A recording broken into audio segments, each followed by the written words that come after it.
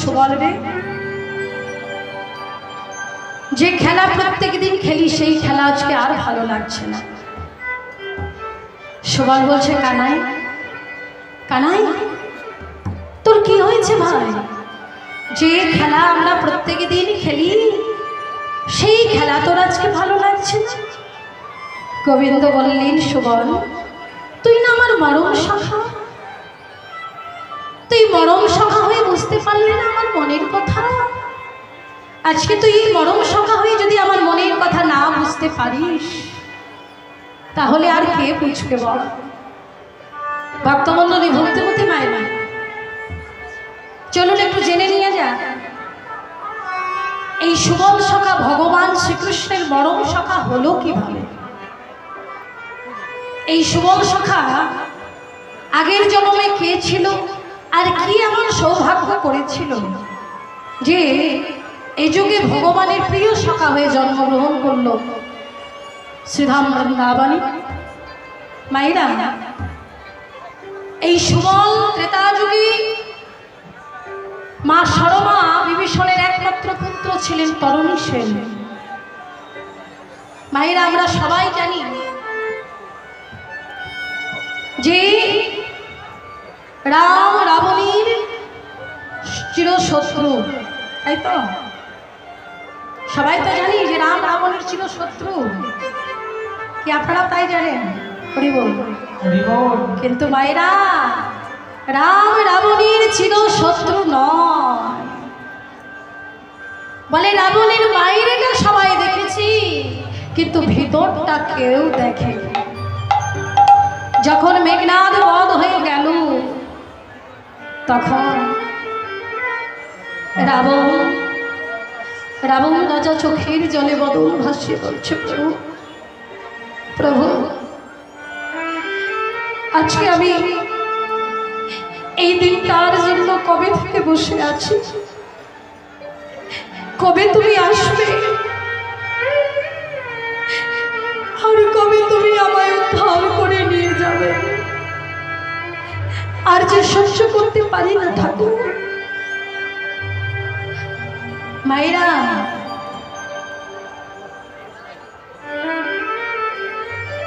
রাবণ বসে বসে কাঁদছে। তাহলে এই রাবণ পূর্বজন্মে কে ছিল? এই রাবণ কে ছিল? রাবণ কুম্ভকর্ণ কে ছিল?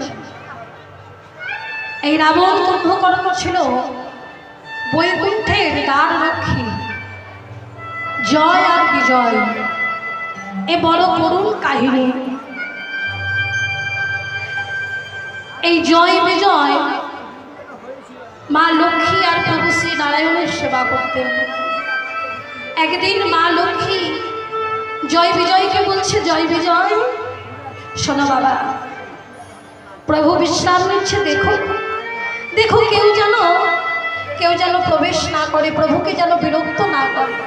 মা, যথা আজ্ঞা তাই হবে। ঠিক সেই সময় ব্রহ্মার চারজন পুত্র সনক, সানন্দ, সনত কুমার আর সনাতন, চারজন ঋষি বৈকুণ্ঠে গেলেন প্রভু দর্শনে। বৈকুণ্ঠে এসে জয় বিজয়কে বলছে, জয় বিজয় দ্বার ছেড়ে দাও, আমরা যাব প্রভু দর্শনে। জয় বিজয় চিনতে পারলেন না, বাধা দিলেন না, ঋষিবর আমি যেতে দিতে পারবো না, প্রভুর নিষেধ আছে, আমি পারবো না যেতে দিতে। সঙ্গে সঙ্গে ব্রহ্মার চারজন পুত্র ঋষি কুমারগণ অভিশাপ দিয়ে দিলেন। চমকে উঠলেন ভগবান, ছুটে এলেন, ছুটে এসে জয় বিজয় প্রভু শ্রী নারায়ণের চরণে আছাড় খেয়ে পড়লেন। ও গো নারায়ণ,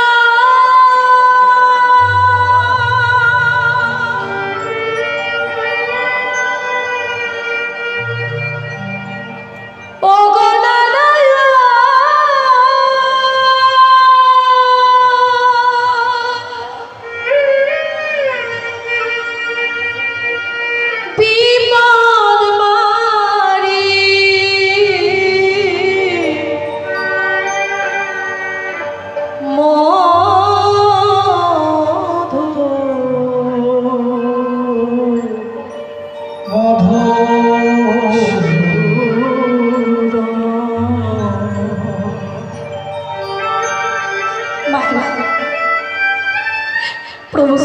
নারায়ণের চরণ যুগল জড়িয়ে ধরে কাঁদছে জয় বিজয়।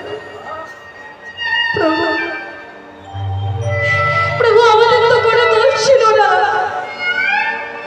আমি তো মায়ের আজ্ঞা পালন করছিলাম মাত্র, কিন্তু কেন কোন অপরাধে বিনা অপরাধে আমাদের শাস্তি পেতে হলো। প্রভু শ্রী নারায়ণ ঋষি কুমারগণের কাছে এসে বলছে, এই অভিশাপ কি কোনোভাবে খণ্ডন করা যায় না? না প্রভু, ঋষি কুমার যদি অভিশাপে দিয়ে দেয়, সেই অভিশাপ কখনো খণ্ডন করা যায় না। তাহলে কিছুটা হলে কমানো যেতে পারে। কমানো বলুন। তখন ব্রহ্মার পুত্রগণ বলে উঠলেন, প্রভু এদের রাক্ষস করে যেতে হবে ঠিকই, কিন্তু যদি বিষ্ণুর উপাসক হয়ে যায়, জন্মগ্রহণ করে, এরা 7 জন্ম কষ্ট করবে। আর যদি বিষ্ণুর শত্রু হয়ে জন্মগ্রহণ করে, তাহলে 3 জন্মেই আবার এসে তোমার চরণ পাবে। তখন জয় বিজয় বললেন, প্রভু আমরা তোমার শত্রু হয়ে যেতে চাই, আমরা তোমার শত্রু হয়ে ধরাধামে যেতে চাই।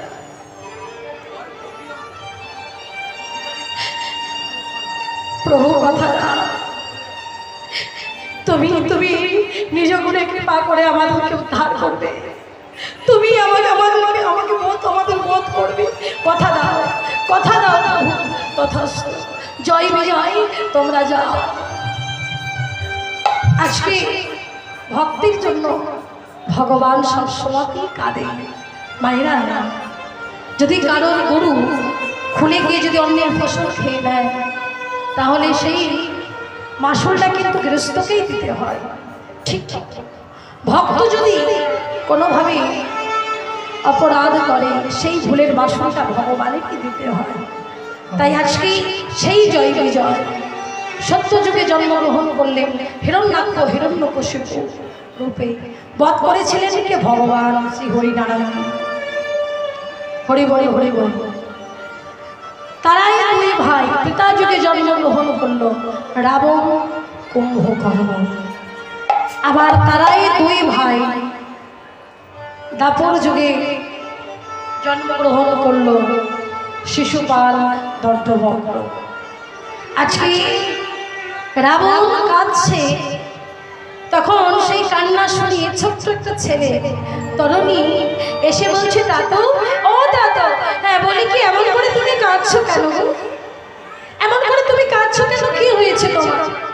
রাবণ বলছে, দেখ দেখ তরুণী, তুই বুঝবি না, আমি বলছি তুই চলে যা। আরে না না, বলো না কি হয়েছে। দেখবেন বাচ্চা ছেলে যদি কোনো বায়না করে, সেটা শুনেই তবে ছাড়ে, সেটা নিয়েই তবে ছাড়ে। হরি হরি হরি। মায়েরা, তখন রাবণ বলছে, তরুণী তুই যখন শুনবি তাহলে বলে শোন বাবা, আমার চিরশত্রু রাম, ওই রামের পক্ষে যুদ্ধ করার মতো যে আর কেউ নেই।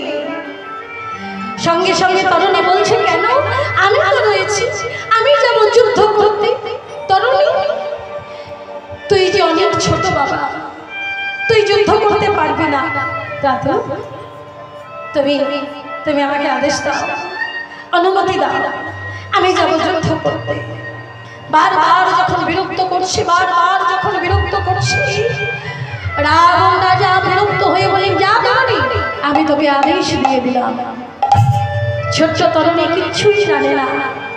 মা সরমার কাছে এসে বলছে, মা মা বাবা, তুমি আমায় সাজিয়ে দাও না। কোথায় যাবি বাবা? আমি যাব যুদ্ধ করতে। যুদ্ধ করতে? কোথায় যুদ্ধ করতে যাবে? না, আমাদের ছিল শত্রু রাম, সেই রামের সঙ্গে যুদ্ধ করতে যাব। তোর বলো না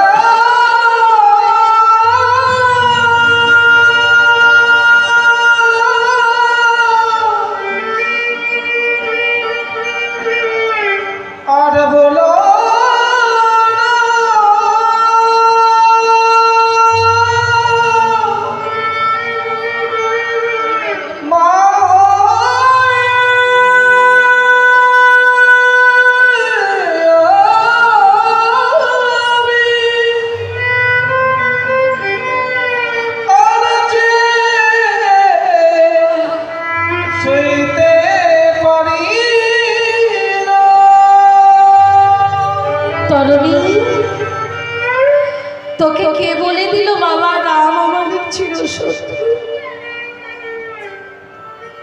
ওরে রাম আমাদের চিরশত্রু নয় রে। ওরে রাম যে ভগবান, তুই ভগবানের সঙ্গে যুদ্ধ করতে যাবে?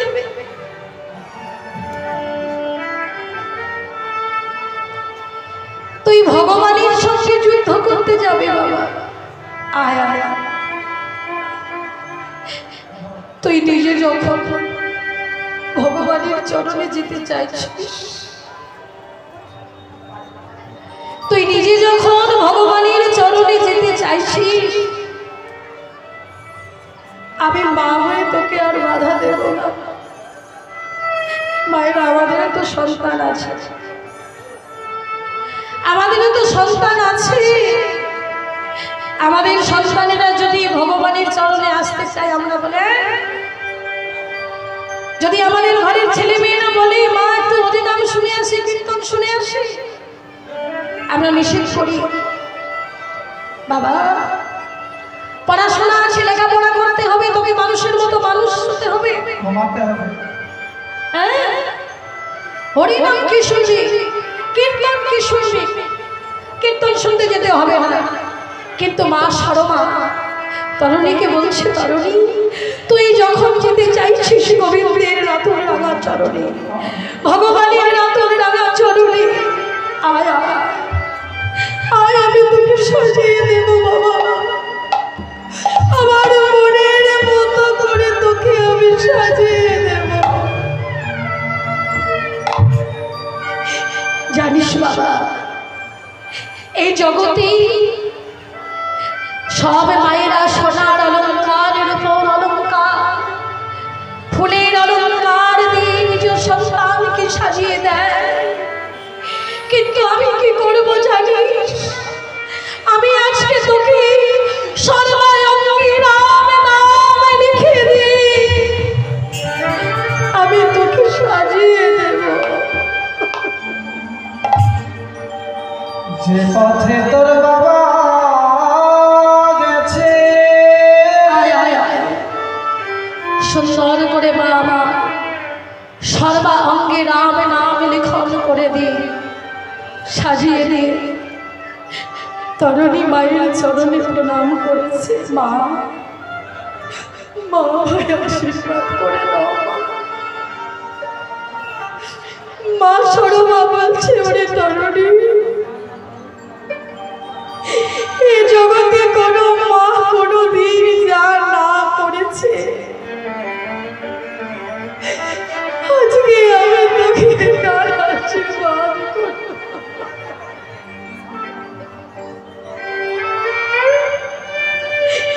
তরুণী তরুণী, আমি তোকে আশীর্বাদ করলাম, তুই যেন আর কোনোদিন এই রাক্ষসপুরীতে ফিরে আসিস।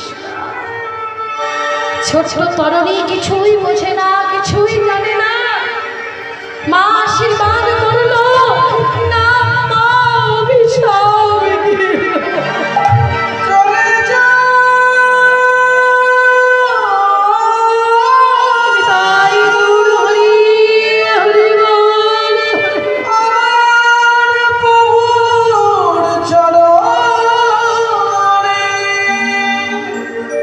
যেখানে তোর পিতা আশ্রয় আগেই লয়েছে, দাদা পরিবারের পক্ষ থেকে পাঠিয়ে দিলাম পরম সম্মানীয় গায়িকাকে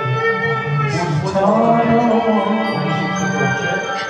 বিদায় করতে বিদায় করতে পারবে। হরি বল হরি বল। মা ও মা, মা গো, মা মা আমায় আশীর্বাদ করেছে। শর্মা বলেছে, তরুণী বিদায় বেলা একটি বার মা বলে ডাক।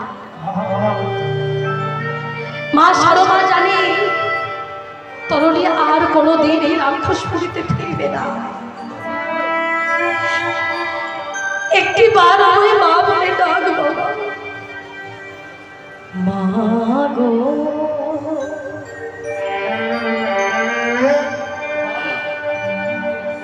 মা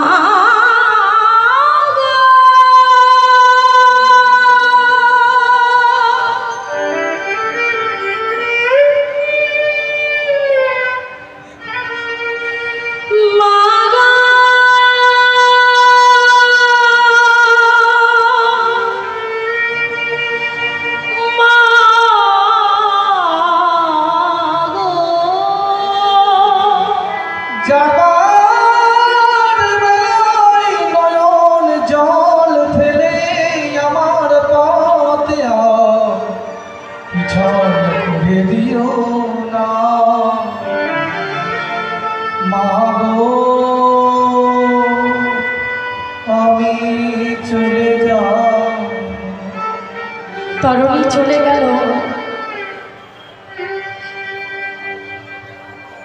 হুঙ্কার দিয়ে ডাকছে, কোথায় রামচন্দ্র, বেরিয়ে এসো। হনুমান বলছে, প্রভু রাবণ রাজার মাথাটা খারাপ হয়ে গেছে, একটা বালককে পাঠিয়েছে তোমার সঙ্গে যুদ্ধ করতে। লক্ষণ বলছে, দাদা তোমায় যেতে হবে না, আমি যাচ্ছি। লক্ষণ পারল না বাবা, যুদ্ধে হেরে গেল। এইবার রামচন্দ্র যেমনি সম্মুখে এসে দাঁড়ালো, দাঁড়িয়ে দেখছি আহা এ আমার শত্রু হবে কেন। লক্ষণ যার অঙ্গে সর্বাঙ্গে রাম নাম লেখা, আমার নাম লেখা, সে আমার শত্রু কিভাবে হবে বলো না লক্ষণ।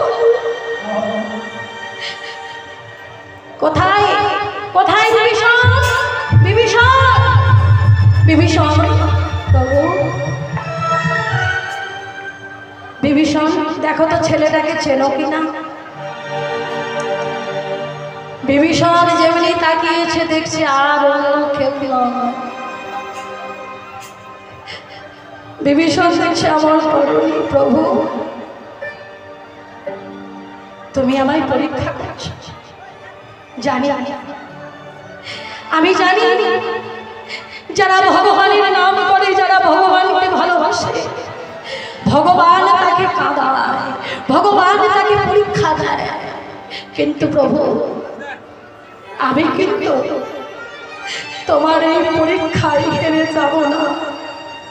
মায়েরা একটা কথা মাথায় রাখবে, এই জগতে সন্তানকে যদি কেউ ভালোবেসে থাকে তা হলো নিজের মা। যে মা 10 মাস 10 দিন গর্ভ যন্ত্রণা সহ্য করে এই পৃথিবীর আলো দেখা, সেই মায়ের মতো আপনজন আর কেউ হতে পারে না। সেই মা যখন পাঠিয়ে দিয়েছে তোমার চরণে, আর আমি পিতা হই না, না প্রভু আমি কিছুতেই হেরে যাব না। বিভীষণ বললেন, প্রভু আমি ছেলেটাকে চিনি না। বিভীষণ এই ছেলেটার যে সর্বাঙ্গে রাম নাম লেখা, একে বধ করবো কিভাবে? কেন প্রভু? ব্রহ্মাস্ত্র নিক্ষেপ করো। যে ব্রহ্মাস্ত্র নিক্ষেপ করেছে মা, ও মায়েরা, সেই বাঘ ছুটতে ছুটতে ছুটতে ছুটতে ছুটতে গিয়ে তরুণীর ঘর থেকে মন্ত্রটা আলাদা হয়ে গেল।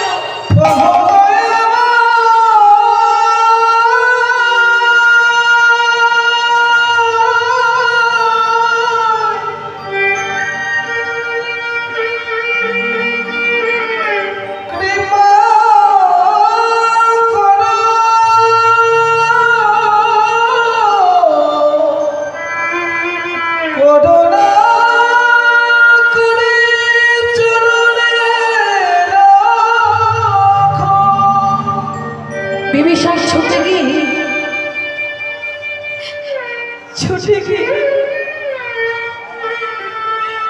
বলছে, তরুণী একবার বাবা বলে ডাক। প্রভু রামচন্দ্র বলছে, বিভীষণ তোমাকে আমি অনেকক্ষণ ধরে জিজ্ঞাসা করছিলাম বিভীষণ তুমি ছেলেটাকে চেনো? তুমি বারবার একটাই কথা বললে প্রভু আমি ছেলেটাকে চিনি না। তো এখন তুমি কাঁদছো কেন প্রভু?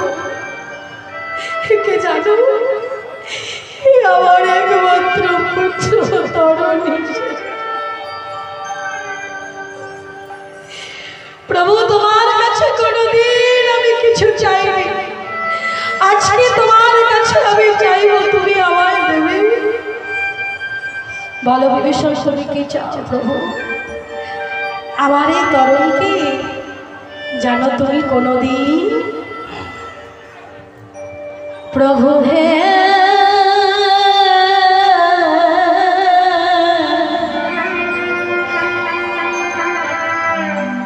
তোমার চরণ ছাড়া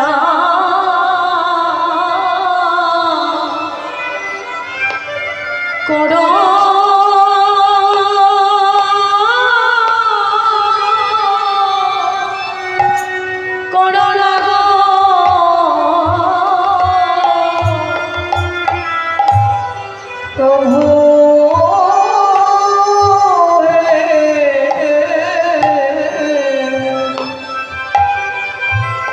তোমার চরণ ছাড়া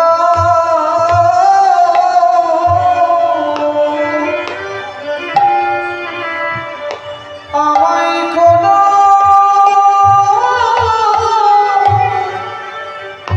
করো না গো।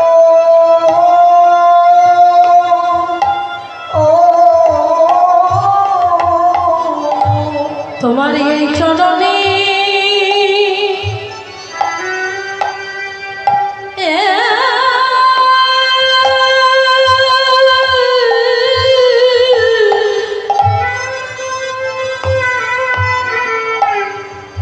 ওই চরণে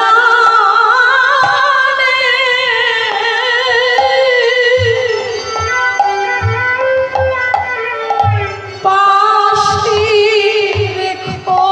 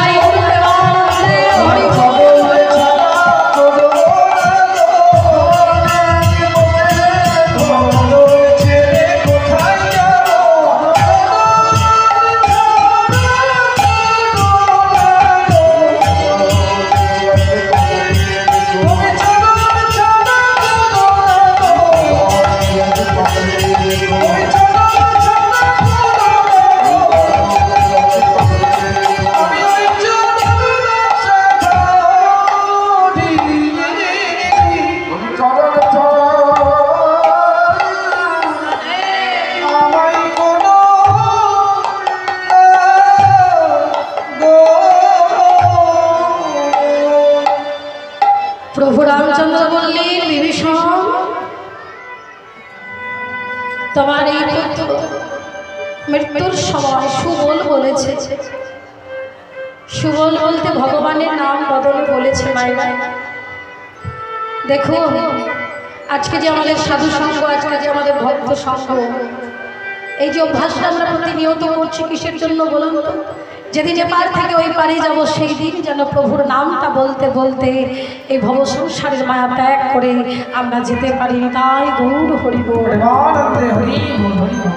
তাই আজকে প্রভু শ্রীরাম বলছি, বিভীষণ তুমি চিন্তা করো না, তোমার এই পুত্র মৃত্যুর সময় সুবল বলেছে, সেই জন্য আগত দাপর যুগে আমি হব নন্দের নন্দন শ্রীকৃষ্ণ। আর সেই দিন তোমার এই পুত্র আমার মরণ সখা হবে, আর নাম হবে সুবল সখা। এই হলো সেই সুবল বাবা। রাধে রাধে, হরি বল। তাই আজকে প্রাণ গোবিন্দ সুবলকে সঙ্গে নিয়ে কোথায় দিই না রাধা কুণ্ডের দিকে। ও গো রাধা কুণ্ডের তীরে আসি,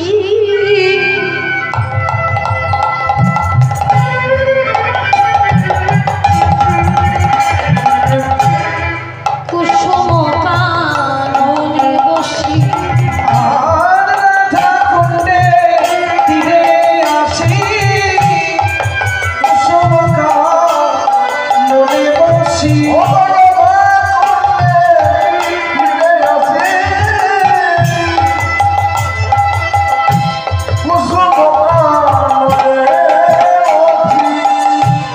আজ শোভা দেখে শোভা দেখে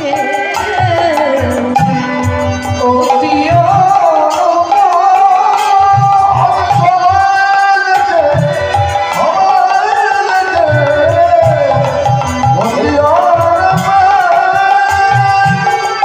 সুবল একবার ভালো করে ছেড়ে দেয়, বলি যেমন নামটা তেমনি ধাম রে, ওরে জবান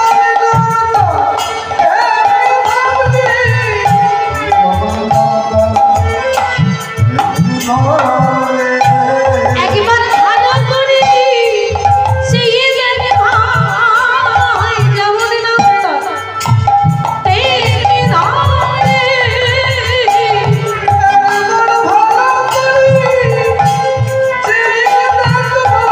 যেমন নামটা তেমনি ধাম রে।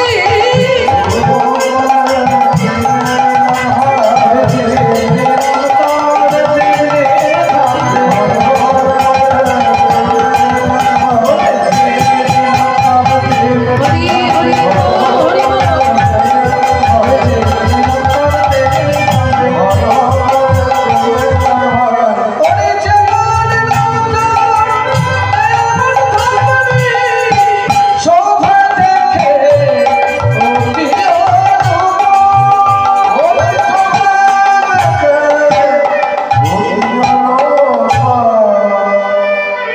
এদিকে রাধারানী আমার গোবিন্দ সেবা দেবে বলে সুন্দর করে একটা মালা গেঁথেছে, গোবিন্দের গলায় পরাবে বলে। কিন্তু মাইরা রাধারানী বাদিনীর ঘরে বসত করে গো, বাদিনীর ঘরে, কৃষ্ণ বাদিনীর ঘরে। রাধারানীর বাদিনী কারা না শাশুড়ি আর ননদিনী হচ্ছে বাদিনী। শাশুড়ি জটিলা, ননদিনী হচ্ছে কুটিলা। ভক্তমণ্ডলী ভক্তিমতী মায়েরা, এই শাশুড়ি ননদিনীর জন্য রাধারানী কৃষ্ণ সেবা দিতে পারে না, কারণ এই বাদিনীর ঘর থেকে রাধারানী আমার কৃষ্ণ বলে কাঁদিতে পারে না, নীল শাড়ি পরিধান করতে পারে না, ওই কালো মেঘের পানে চাইতে পারে না, ওই যমুনায় জল আনতে পারে না। তাই রাধারানী মালাটা গেঁথে চিন্তা করছে, বধূ তুমি না ভগবান, তুমি যদি ভগবান হবে বলো, তোমার জন্য যে আমি মালা গেঁথেছি, এই মালাটা আমি তোমার গলায় পরাবো কিভাবে? মায়েরা, যে করে হরির চিন্তা, হরি করে তার চিন্তা। হরি বল। যেমনি রাধারানী ভগবানকে স্মরণ করেছে, সঙ্গে সঙ্গে রাধারানী বৃন্দাকে দেখতে পেয়েছে। রাধারানী বৃন্দাকে দেখে বলছে, বৃন্দা, ও বৃন্দা। ভক্তমণ্ডলী, ভক্তিমতী মায়েরা একটা কথা মাথায় রাখুন, রাধারানীর ঘরের বাদিনী কারা? শাশুড়ি ননদিনী। তাহলে আমাদের ঘরের বাদিনী কারা?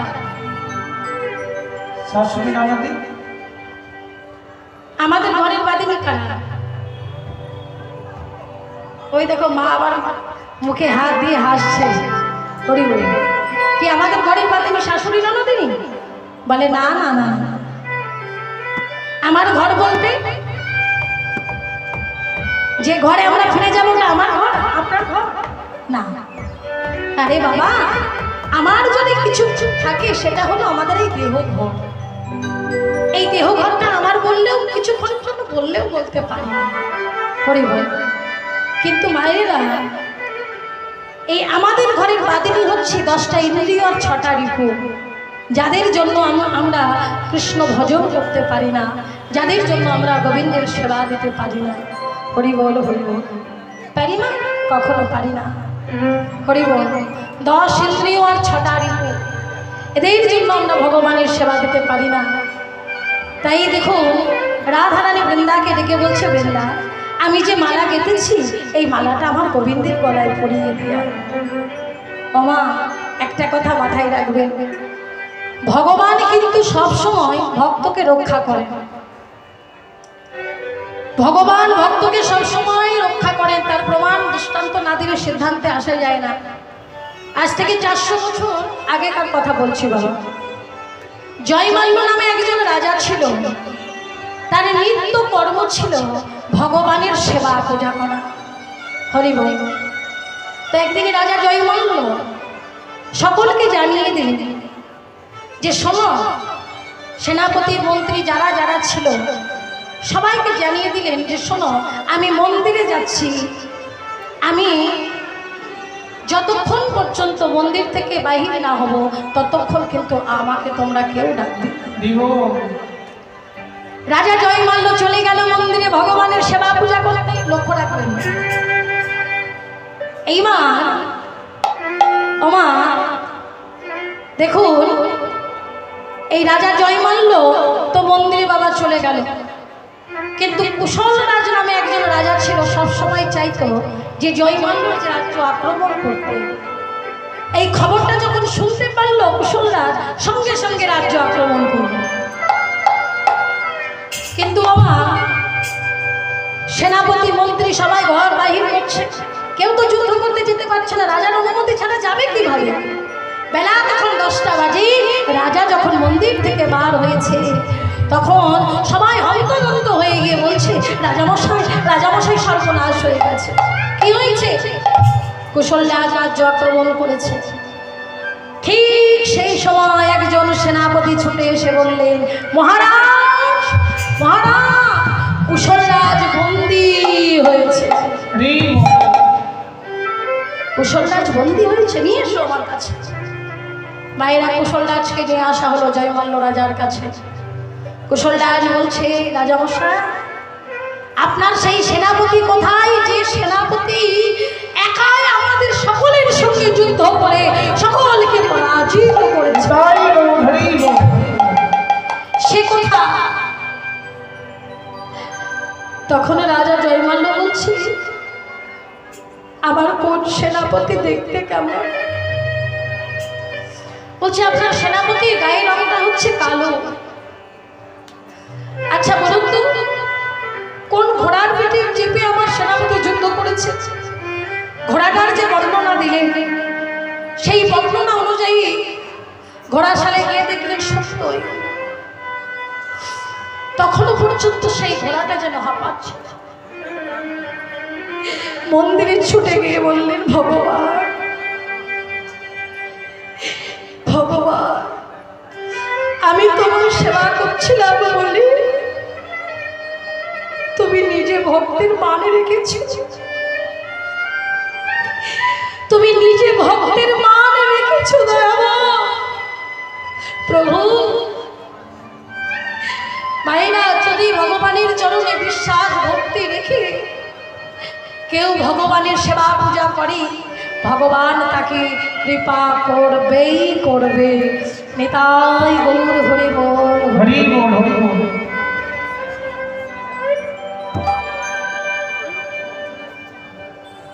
হরি দিন বন্ধু রে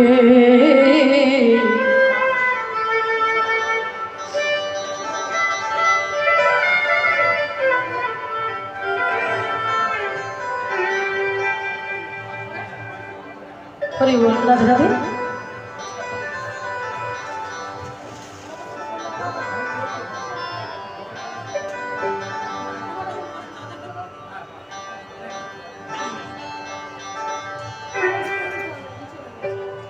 হরি বল, হরি বল। তো ভাইরা আমাদের সময় আর বেশি নেই। রাধে রাধে, হরি বল। তো আজকে গোবিন্দ ছাড়া এই জগতে আর কেউ নেই। ওরে দিন বন্ধু রে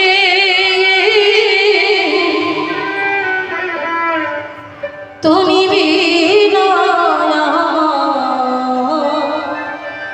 কেহ না,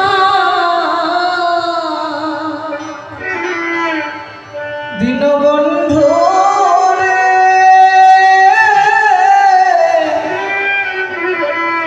তুমি বিনা আমার কেহ না। ওরে আমার অপরাধী